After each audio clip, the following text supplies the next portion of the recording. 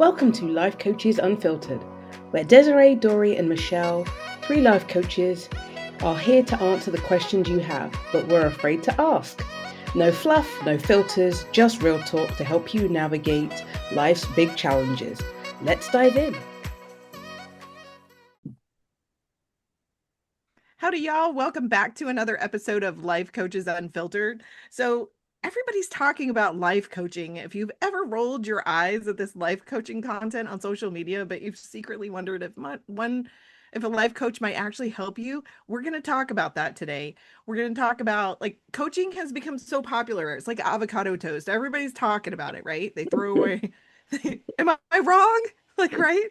when when I told my sister I wanted to be a life coach, she's like, "Oh, everybody's doing that." I was like, "Crap."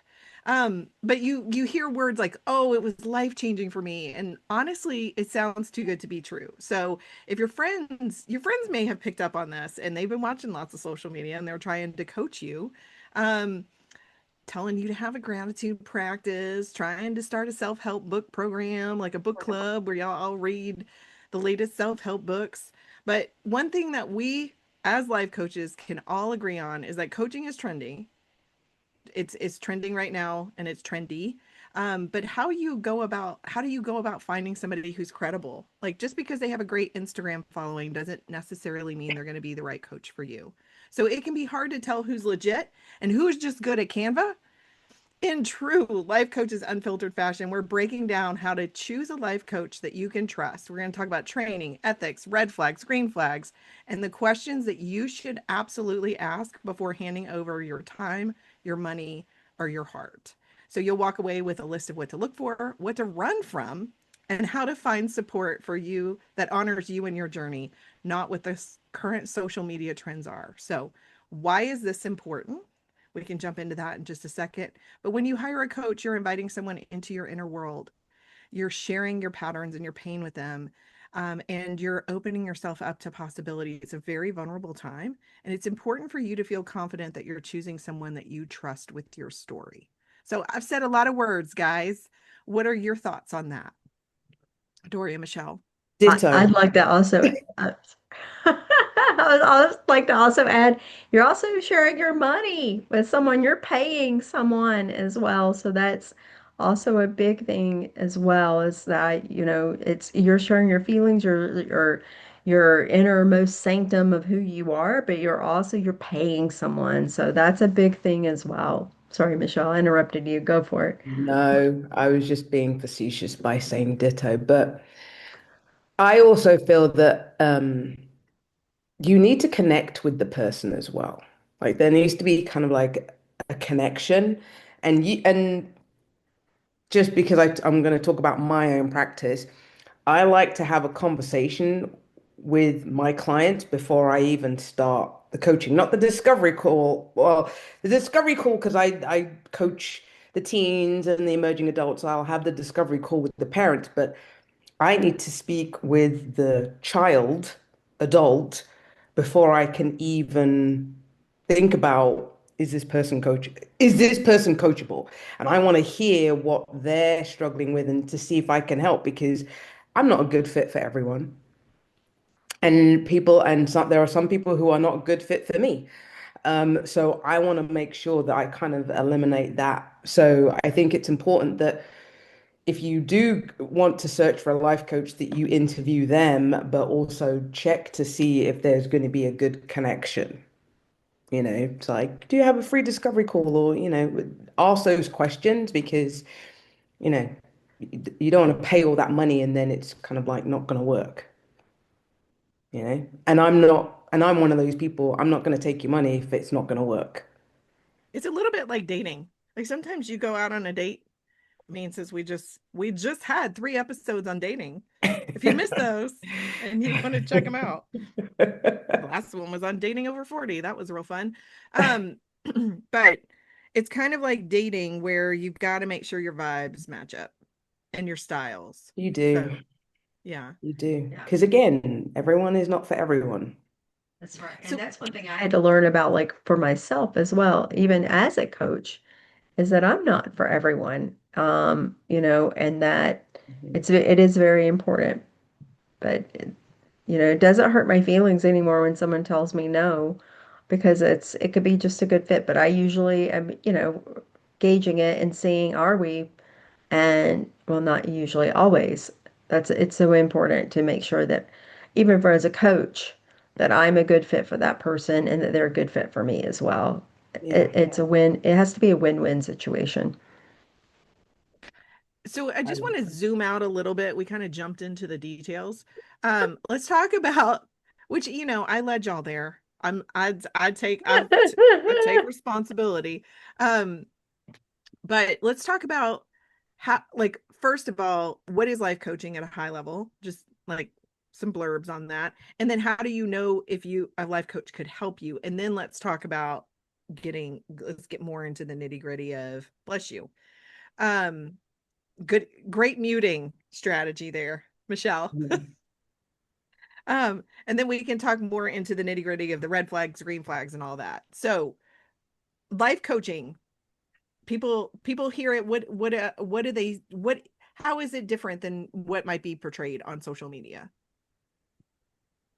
Think the I perception of life coaching has changed a lot over the years. I think in the beginning it was like, what is this?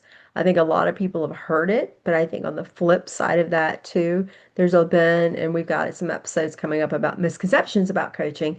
But I think that a lot of people now have a different view of it. It's more accepted, but it is definitely different than therapy. It's not your mama's therapy. It's definitely a different way of getting to different, I think, different results. And so it's an avenue that people can choose that's result oriented.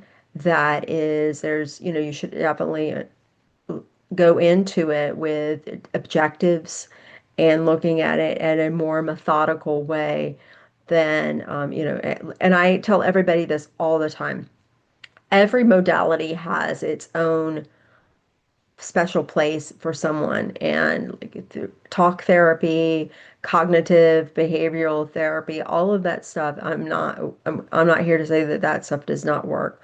I just know that there's a time and a place when it's time for a life coach to step in and really help people to get their objectives about their life and whatever it is, that part. And that's why it's life coaching, right? It's about life, and it's about whatever it is within your life that's not serving you anymore, or if you want to change something to get towards something that you feel like would serve you best. It's a way for tools and techniques to be able to change that dynamic where you can go toward an objective. I made it sound very boring, didn't I? Dory's Yeah. corporate speak is showing up today. I We're moving don't think it towards an sounds boring. objective. Are we going to synergize? We're gonna I synergy. don't I don't mean to pick on you. I'm sorry. That was mean. You're so funny. Uh But I mean, I would agree with Dora. I mean, I feel it's very, I know you don't like the word, Desiree, goal orientated, or she used the word objective, but I know goal orientated. But I also feel that it's also having an accountability buddy. Because sometimes things get tough through life.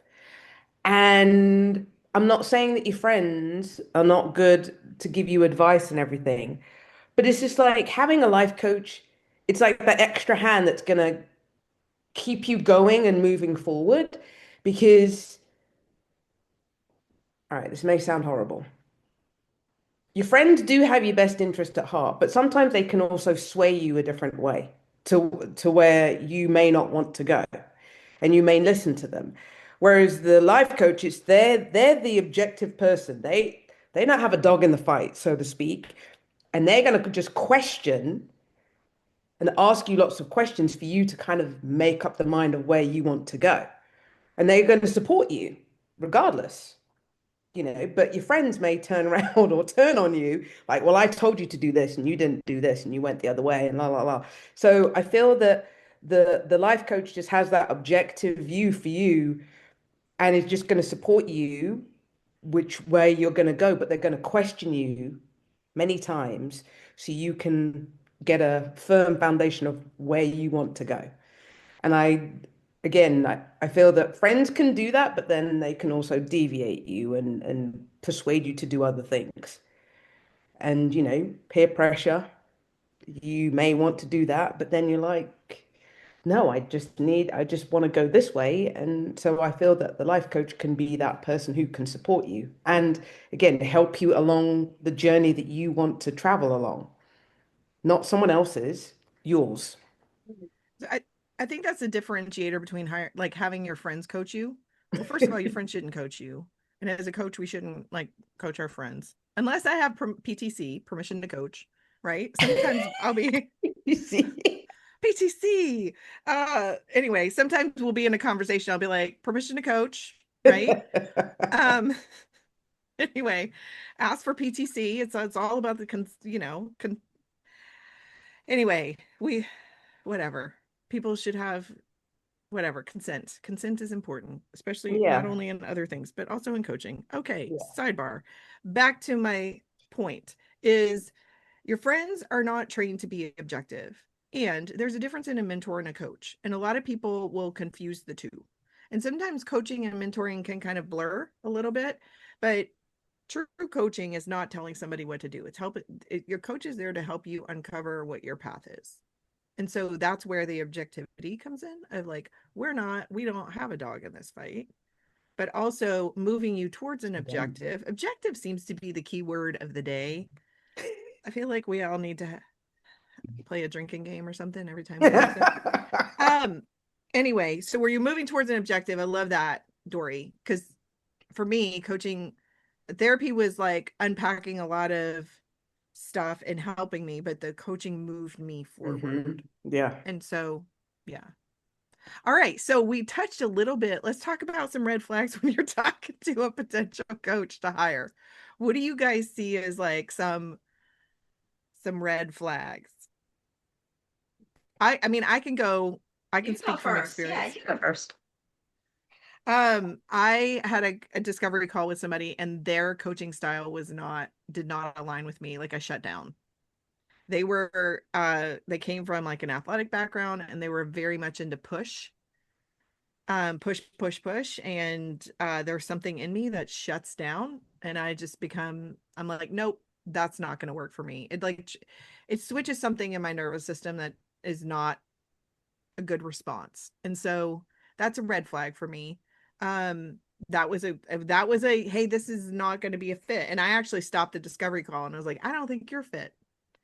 The other thing is if you feel like their ego's too much at the forefront, I think that a lot of coaching should be, or in coaches and should be aware of not letting their ego drive the conversation. It's not about them. It's about you. So if you feel like the conversation is all about them, that to me is a little bit of a red flag. If you have questions about the coach that you're thinking about hiring, about their training and that kind of stuff, yes, then have those conversations, but they shouldn't come in I don't respond well to hard sells. So maybe that's just a personal thing, but somebody coming in with a hard sell talking all about them would be a red flag for me. Y'all feel free to disagree. We've been known to do that on this show. I'm with you. Don't sell me hard. Because I need to think and I need to weigh up all the Yeah. options. I am one of, but then I can be impulsive at certain points when it comes to travel. But if I'm thinking about coaching and myself, yeah. And personally, I have to. I want to know more information about, what their success rate is, who they've worked with. I'm asking all those questions before I part with my money for a coach. Because if I'm not satisfied, then they're going to hear about it. Um, plus, again, because I've got my teaching background. I want someone who is not licensed because we don't have to be licensed as a life coach, but has credentials and has done some certification. That to me is important to me. Um, so again, just like I'm looking for people who have got certifications, who've got experience with different modalities in their back pocket, because as we just said, not one thing is not going to help everyone. And if they can pull from different resources that they use, then that's great. Um, but I'm just very wary of all these people that you see on, Instagram and saying, yeah, I'm a life coach. And then I look at their bio and I look and I'm just like, you have no credentials. And so to me, that's important. I think it's also important to have sort of what's the word I would look for? Like I look for people that I have where I can say where they understand where I'm coming from. I'm speaking from my own experience of life coaches that I've hired. I've hired some really great ones and I've hired some not so good ones. And the ones that didn't work out were the ones that I feel like number one weren't listening to me and were Mm, not in tune with who I was. Desiree, you said that about the help, the one that came kind of like health coach at you, like and was sort of like, we're gonna go do jumping jacks out in the parking lot. Like, wait a minute, no, I was just talking to you about my feelings. It's you want to have that person that actually hears you and understands you and someone that I look for goes, oh, I was in a very similar situation once in my life or something like that, someone that's going to get you.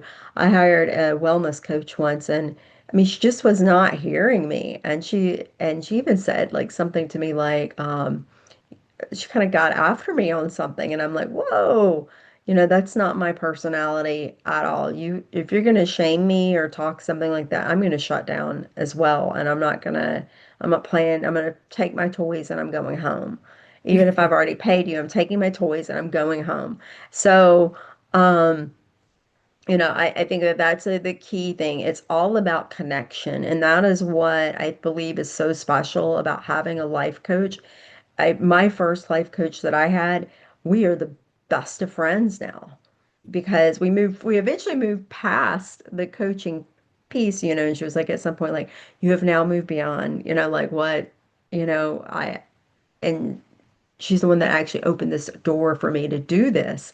Um, but we just had such a special connection that we were like, once we were done, we weren't ready for it to be over. And I'm not saying all life coaches are that way, and it should probably not be that way. But I've met some really wonderful people, and in my coaching experience as well, it's just this connection because you're sharing with people everything about like there's some things that other people don't even know about. Fears. That's a big one when you're opening up about fear and having someone that can do that. So I red flag as someone that's not listening, someone that's like, I'm just here to sell you a product. I don't I'm just let me get through my script, please. My sales script. Because I took one of those too. I hired one of those business coaches that was like that. And it was like, here's what you do. And I was just thinking about that when you were talking, Michelle. I was like, oh my gosh, I remember the script that they gave me to sell people. And it was, and you push their, like, you're going to push their pain points here and here and here and here. I'm like, I don't want people to walk away from me in a discovery call feeling like shit. That's not what I want to do. If you want to choose that you don't want to be with me, that's, or work with me, that's fantastic. I even offer suggestions of other people that they can work with. So, anyway, I am talking a lot today. I've had a cappuccino. It's fantastic. So, Uh, Listen, over to you, Desiree. Dutch Brothers had an ALS fundraiser.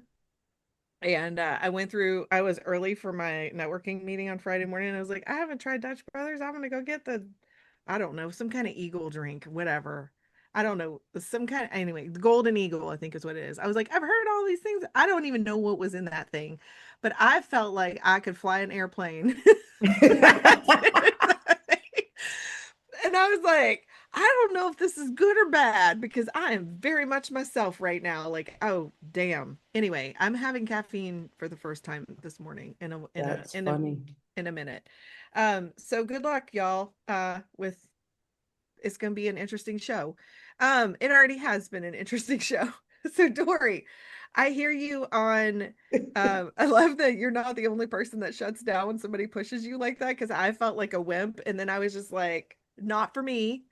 Um, love the credentials. Like, yes, you should have some training, not just like my friends tell me I'm really good at helping them. Like, if you hear that from a life coach you're talking to, mm-mm. Like, just because you're a social media influencer and you've read a couple books from self-help authors and you seem to understand the listening piece, I think is so important. Like when you I remember I was at a barbecue, this was a year ago, and somebody asked me what I did, and I told them, and then they told me their story, which is that's usually how it plays out. And so then I mirrored something back to them about what they had shared with me, and she freaked out and she's like, "Oh my God, you were actually listening to me." And I was like, "Wow, is that uncommon?" And so feeling heard and listened to, like, do they have good listening skills? Mhm. Great point. And there was one other thing and it flew away in my brain that I wanted to touch on. That was a great point, Doree. Ah, darn it. Anyway, it'll come back probably randomly in the middle of somebody else sharing. um but yeah, like it's anyway, those things um are things that I would say like red flags, green flags. We talked a little bit about green flags. So how the presence and the value, I think values alignment is also a big thing, right? Some Yes. people come to the table and they're like, I want a coach within my belief system. Yes. Okay, I'm not that person. The pain points, this is what I wanted to say. See, it surfaced. Somebody was pushing me on like, you need to sell people on their pain points and hit their pain points, and I was like, pump your brakes, fool. I i coach people in grief. The last thing I That is the most awful I've ever felt in my Oof. life. I'm not gonna dig into somebody's pain points when they're Right. coming to me for grief. Like, what kind of crazy? No, just no, absolutely not. You'd be You are the not the the most sales. insensitive coach ever. Like, oh, you're going through grief, and let me tell you about yourself. Let me tell you about all these other pain points that you got. Oh, yeah. Okay, I Yeah, can see. I can see that that would be a great hit. yeah.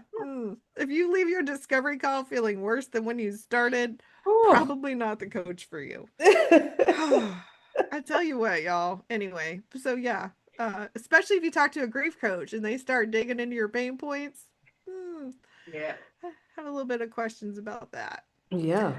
So, green flags, we talked about certifications, feeling heard and listened to. I brought up values alignment. Do you guys want to chime in on that? Do you have feelings about values? Yeah.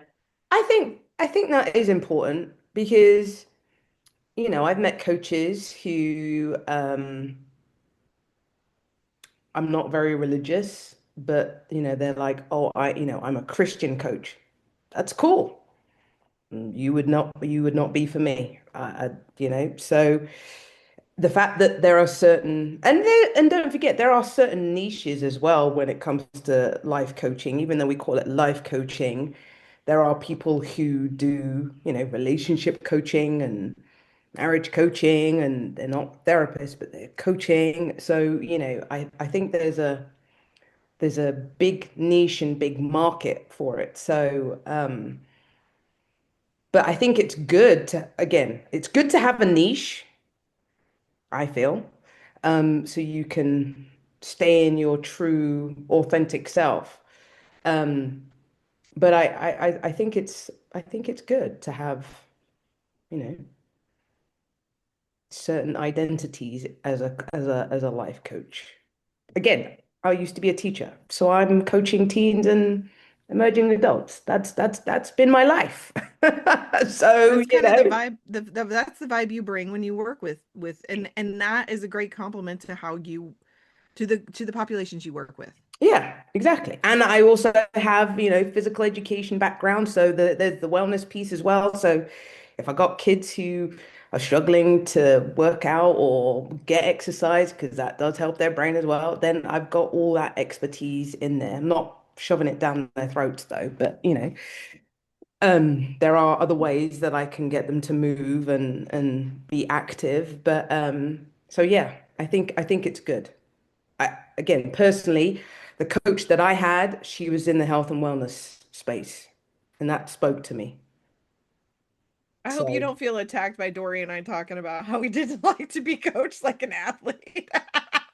she didn't coach me like an athlete, but I mean, it's just like there were things that I didn't need to hear. It's just like, I'd stopped working out, and she's like, "Oh, you need to make that a non-negotiable." I was like, "Oh, but I don't have any money." She goes, "I don't care." And I'm like, "Okay," but she was right. Because once I start working out, I feel a lot better about myself, and then I can be better for my clients, Sweet. So, but yeah, it's not for everyone. Not for Yeah. everyone. Yeah, it's I find that it's like is the coach enthusiastic about what they do? Do they love what they do? Because I find sometimes too, if you find Mm. somebody that is in a niche, like Michelle says, that they're not necessarily crazy about. If I said I love working with young adults and I secretly just can't stand them, and which I don't, by the way, I love young adults. But if you don't, then you're working with the wrong person, and that's not good. I know that when I had a business coach, because coaches need coaches, and I think that's going should be part of an episode that we're going to do. But anyway, coaches need coaches. And I had a business coach, and the business coach was, yeah, and this was like a crank house of coaches, which is another. I guess we should add that back to the red flags things too. There's been a like this surge of life coaches, and this was like almost like a just a like I'm trying to think of the word to use, like a factory of coaches, but they were like, we're going to help you get, where you can, have all of this business because let's be honest too, we love this so much, but we also, we choose this as part of our career, right? So we have things that we have to learn and do. But they were like, okay, Doree, your stress and anxiety, that's what you do. That's your coach. You're coaching. I'm like, whoa, that doesn't sit well with me. I mean, I don't, but they have buckets that you choose that you wanted to be Mm. in. Choose a bucket. And I was like, but that's not my bucket. I don't want that. They're like, but you got to choose a bucket.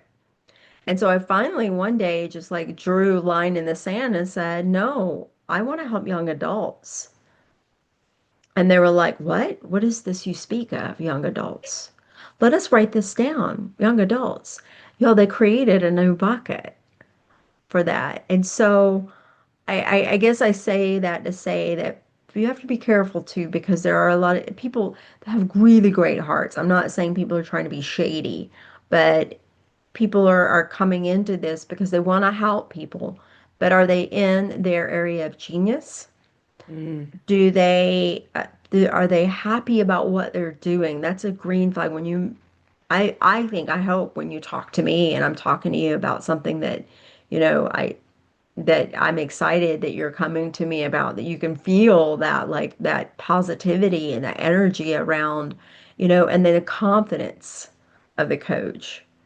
Is the coach going to be like, yeah, I don't know. I don't know. Or are they like, oh my God, yeah, I so get what you're going through. And I had a client the other day that had da da da da da da. Can they bring other ideas to the table of people that they've worked with as a part of natural conversation, not a script of, so anyway, I think and I think the big thing too with it is you got to go with your gut as well. And a lot of people, unfortunately, that when you're coming to be coach, you don't trust your gut and you don't trust that instinct that says this is a right or wrong. I've fallen into it as well. Again, I've got a couple of examples. Three.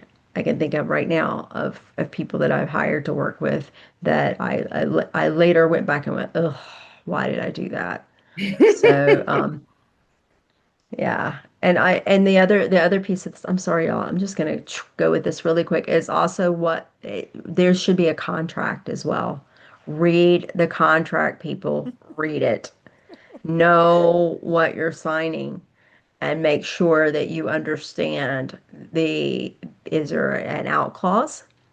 Is there, like, is there some sort of, I don't know, just really understand what you're getting, what you're paying for, and the contract that you're signing. And if there's not a contract, run.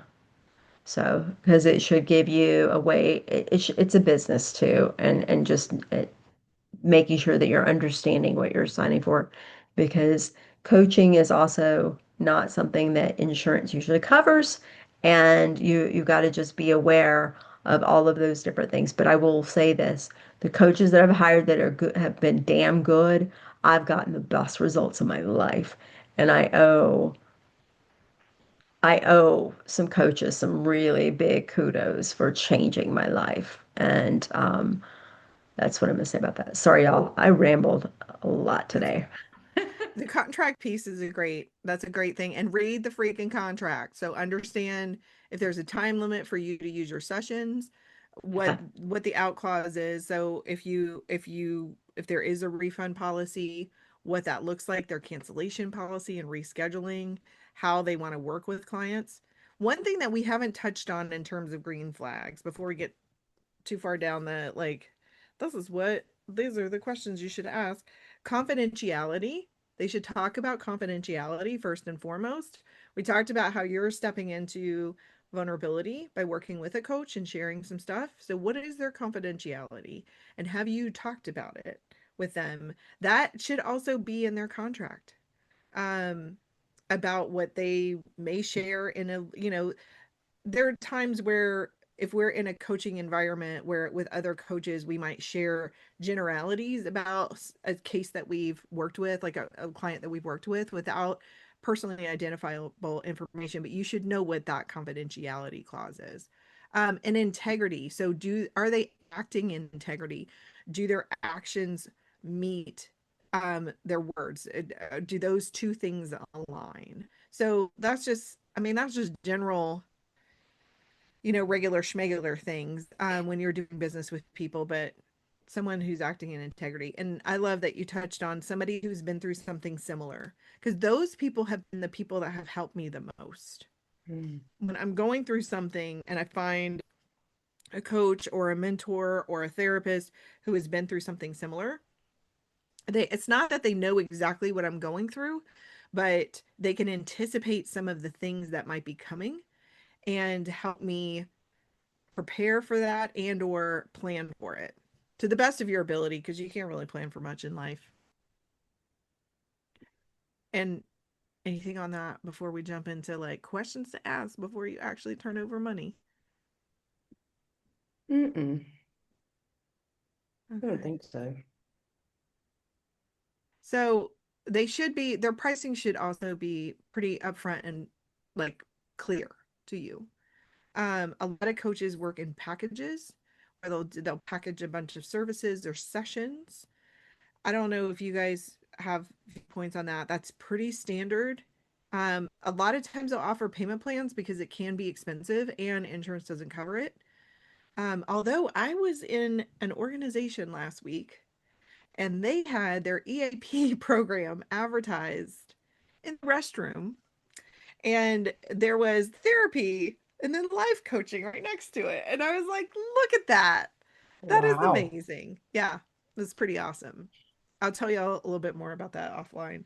But I was like, hot diggity, like this is pretty awesome. So, you might be able to get it through your EAP. If you don't know what an EAP, it's called an employee assistance program. If you're in the corporate world or even government services, if you have a job with benefits, with bennies, check to see if you have an EAP. If you're going through something like a big old life change, um, that's what those EAPs are for. I will say some EAPs are better than others. I did call an EAP in the past when my mom was really sick, and they sent me like 600-page book to read on how to care for an aging parent. And I was like, that's not the way that you help someone who's overwhelmed. You don't send them a giant book to read. No. Uh, Okay. yeah, I certainly let them know on their follow-up survey about my thoughts on their book. Mm. I'm wondering if these EAPs are associated with like, those, just like you said, Dory, that that these companies have got like a plethora of life coaches. So like, like something like BetterHelp or something, but the Yeah, equivalent of having a life coach. And I'm wondering if that's probably where the EAP is I I coming think know they, through. the EAPs that I have had in the past, though, are more around your, uh, I guess it depends on your insurance, really. It's all about your insurance and what mine. I hired an EAP. I used my EAP for a grief coach when my late husband passed away, and y'all, it was awful. It was and that was awful. my fault because I was like, I suggested that you call your EAP. No, you were trying to help me, and but it was not good. But she was a licensed social worker. So I Oh, think, again, it all goes back to it's all different. With hypnotherapy, I know we've got session coming up again, or episode again coming up about hypnotherapy. With hypnotherapy, you can actually use your health savings account if your doctor prescribes it. So if your Yeah, doctor prescribes hypnotherapy, you can use your HSA to pay for it. So there are different ways to do different things. There's different ways to do all of this, but it is different. But again, I look at it this way is that you can continue to pay, a copay and get the same results that you've been getting, or you can find the right person to get it done. And the beautiful thing about what we do as coaches is that we are helping people and we're in it to help people. The weird thing about coaching too is that I hope that you don't need me when our time forever. is up, and Yeah. that that I've done my job and done my job well. My goal is not to have you on, with me for 2 years, 3 years. I mean, if you want to, and you got other things to work on, fantastic. But the goal is to get it in, get it done, and but have a beautiful experience with it and be free mhm. from whatever So what was, whatever was holding you back. yeah, exactly. So I love that you mentioned the HSA, and I think it's probably like a letter of medical necessity. I've seen that. Like, maybe it is a prescription. I don't know. I guess for hypnotherapy, like I've seen that doctors can also write this thing called a letter of medical necessity, and I'm wondering if that would be Yeah. enough. Um, so wellness programs are like, say, so there are some companies and or like agencies that as as a benefit, they will be like, you have this much money to spend as in wellness, right? And I remember at a previous job, I would use it for, some people would use it for sensory deprivation float tanks. Some people would go get massages. Some people would, they could, but you can, usually that is a very broad submit, you belong to a yoga studio, here's your wellness program, right? So you submit a receipt and they can reimburse you for some of that. So that's another thing, if coaching is kind of on the fringes of affordability for you, another way to look at Mhm. how you might be able to afford it. um, Yeah. all right, other questions before you hire somebody, and then we'll jump into wrapping up. I mean, I would want to know how they work with clients. Like, Yeah. are they flexible? Do we meet online? Like, how does that work? Mm, Right? yeah. And I think that's being a good coach, you should ask your client what is the best way for them to work. Because not everyone can do online, and some people may want to do face to face depending on where you are in the country or the world, and that may not work. And so you again, you may say, look, I've got someone else in your area and I vetted them and so forth. So I think it's also good to find out what your person needs, whether they need to see you face to face, because there are some people who just don't do online very well. Yeah, So that is important. it is. Yeah, absolutely. And they should be Yeah. flexible. Should be. Should we should we move to the difficult or the I difficult know, I was conver just about to difficult say. The question? uncomfortable is it's Michelle's Uncomfortable. favorite part of the show. Uh, Okay, Michelle, Um, what are you torturing us with this week? ooh, I mean, there's some good questions that I've got here, but now I've got to pick one. All right. If you knew without question that investing in yourself would change your life more than another activity, subscription, or run, a target run, what excuse would you still cling on to? can you repeat that one more time? Yeah. I think I said it incorrectly because I was trying to read it and then I was thinking whilst I was reading. If you knew without question that investing in yourself would change your life more than any other activity, a subscription or a target run, what excuse would you still cling on to? So basically, what is your ultimate excuse for not changing your life? Yeah. Aside from it, like knowing that investing. Because, people will go and spend lots of money on coffees and Target and Amazon and stuff, but then they know that they need the help. So, what excuse? I think a lot of people use, sorry, Nyla. Nyla jumped behind my head. I think a lot of people use the financial piece of it as like it's I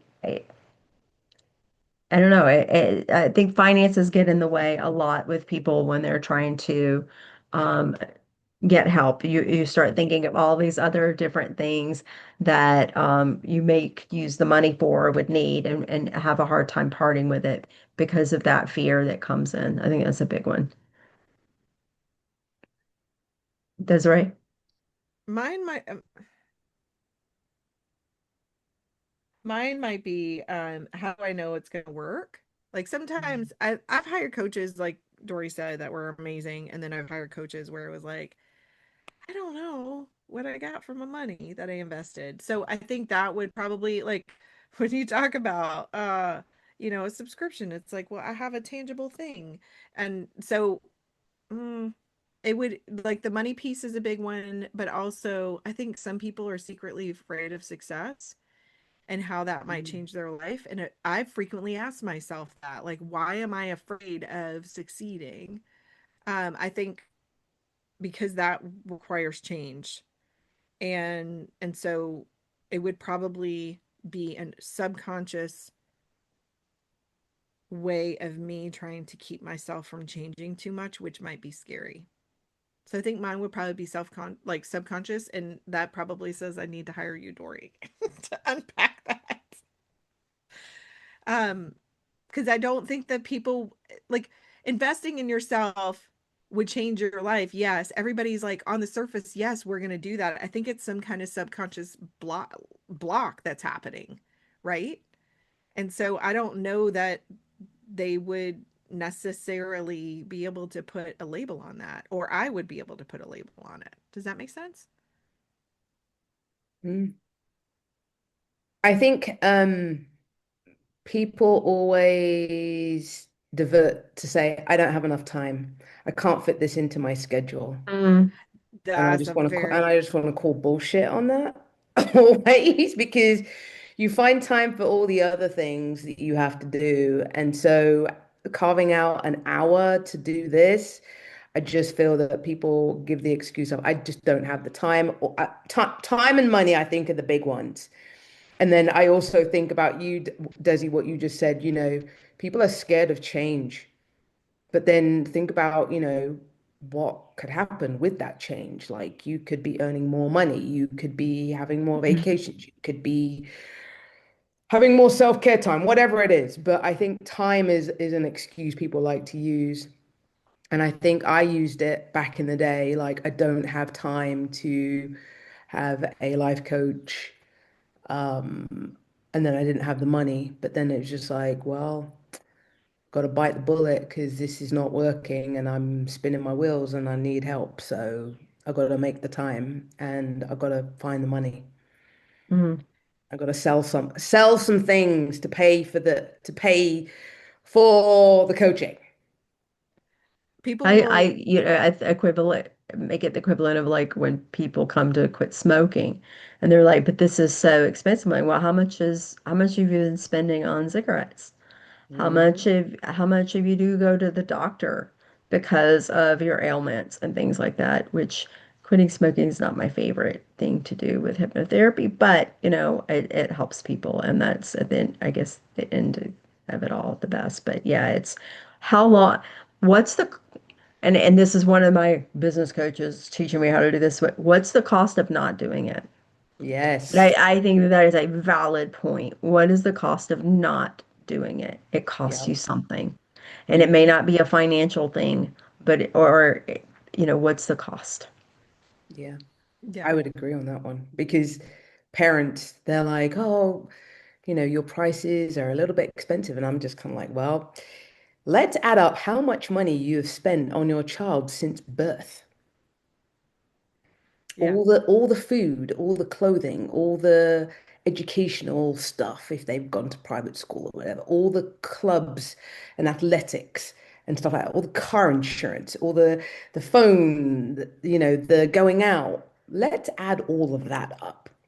Yeah, And then you want them out of the house, right? You want them yeah, to fly the nest. You're going to continue paying for that person, and yeah, let's add that up. Whereas my portion is a fraction of that cost. Fraction. right. Yeah, yeah, So, yeah, Yeah. People will find the money. that's right. Like you'll prioritize it if it's really, really important to you. yeah. So I hear you on that. All right, time for quotes. Who's got a quote? Quotes. I'll Hmm. go. Okay. A mentor is my favorite person. A mentor is someone who allows you to see the hope inside yourself, and that is the wonderful Oprah Winfrey. Oh, Oh, I like I love that. her. the hope inside yourself. I love that like that concept. Because we all do have hope inside of ourselves. That's right. All right. So my one is I've learned that people will forget what you said, people will forget what you did, but people will never forget how you made them feel. By That's one of Maya my favorites. Angelou. I know, Ah, two amazing women of Women, color. yes, Yeah, Black women that are incredible inspirational leaders. All yes, right. You cannot teach a man, and I'm going to interject here or say a woman, anything. You can only help him or her discover it within himself or herself. Galileo Galilei. nice. So I feel like that's the essence of coaching is helping people uncover and discover more of themselves and walk yes. in that direction towards And that it's so path. exciting when we do that. And authenticity is like one of my core values. And so I feel like that's super aligned with coaching. I'm like, oh, that's like my dream job. Imagine that. All right, Doree, go ahead and talk to us about what are we talking about next time? So next time we're going to talk about what makes someone coachable. So this is going to be a really good episode where you can look at your peers or your friends, family, and see are they coachable, but you can also look at yourself and say, am I coachable? What makes someone coachable? So I'm really excited about this one. It will because that's what is the difference. If you're coachable, then go see a coach. If you're finding you're not coachable, maybe now it's not the time. So we'll delve into that a little bit deeper. Are we going to Yeah, share we'll talk. personal stories about ourselves and how we're coachable or not coachable? Find out. This is Life listen Coaches to our next Unfiltered episode. after all. So yeah. Anyway. Well, we might share a little bit about our own stories. We All may. right. So we'll see you guys in 2 weeks. Until then. Bye. Ciao, Yeah. ciao. Thank you. Thanks for tuning in to Life Coaches Unfiltered. If you love this episode, be sure to subscribe, leave a review, or follow us on social media. Got a question you've been afraid to ask? Send it our way at lifecoachesunfiltered@gmail.com. Until next time, keep growing, keep questioning, and stay unfiltered.